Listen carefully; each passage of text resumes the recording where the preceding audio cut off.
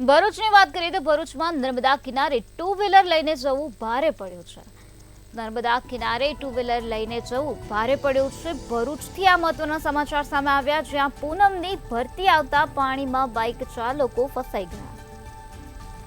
ભરૂચથી આ મહત્વના સમાચાર સામે આવ્યા છે, જ્યાં પાણીનો પ્રવાહ વધતા બાઇક ચાલકો પાણીમાં ફસાઈ ગયા। જીવના જોખમે વાહનો પાણીમાંથી બહાર કાઢવામાં આવ્યા છે। ભરૂચમાં નર્મદા કિનારે ટુ વ્હીલર લઈને જવું બાઇક ચાલકો માટે ભારે પડ્યું છે, કારણ કે પૂનમની ભરતી આવી અને પૂનમની ભરતી આવતા પાણીમાં બાઇક ચાલકો ફસાઈ ગયા હતા। તો પાણીનો પ્રવાહ વધતા બાઇક ચાલકો પાણીમાં ફસાયા, ત્યારે જીવના જોખમે વાહનો પાણીમાંથી બહાર કાઢવામાં આવ્યા છે।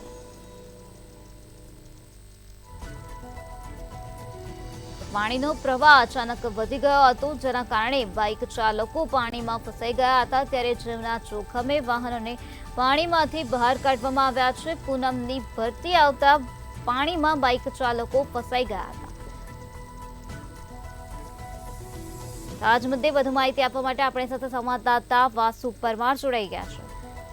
જી વાસુ, ભરૂચમાં પૂનમની ભરતી આવતા પાણીમાં બાઇક ચાલકો ફસાઈ ગયા હતા, શું છે વધુ વિગત?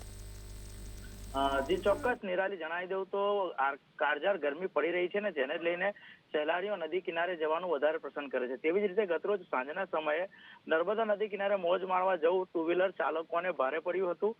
અચાનક પૂનમની ભરતી આવતા જ પાણીમાં બાઇક ચાલકો ફસાયા હતા। સાંજના સમયે પાણીનો પ્રવાહ જે વધ્યો હતો, તેને લઈને બાઇક ચાલકો પોતાના વાહનો પાણીમાં લઈને ફસાયા હતા અને ક્યાંક ને ક્યાંક અસમંજસમાં મુકાયા હતા। તેવી રીતે જીવના જોખમે વાહનો પોતાના પાણીમાંથી બહાર કરવાની ફરજ પડી હતી। ક્યાંક ને ક્યાંક આ જે તમામ ઘટનામાં તંત્રની પણ બેદરકારી સામે આવી છે। તંત્ર સામે પણ સવાલો ઉભા થયા છે કે આ લોકો આટલે દૂર સુધી પાણીમાં ગયા કઈ રીતે અને આટલે સુધી ગયા તો ત્યાં કોઈ હતું કેમ નહીં, જેને લઈને અનેક સવાલો તંત્રની બેદરકારીના સામે આવ્યા છે। ફરી એકવાર વધી આવી ઘટના ન બને તે માટે તંત્રએ તકેદારીના પગલા ભરવા જોઈએ। જી નિરાલી। જી વાસુ, સમગ્ર માહિતી આપવા બદલ આભાર।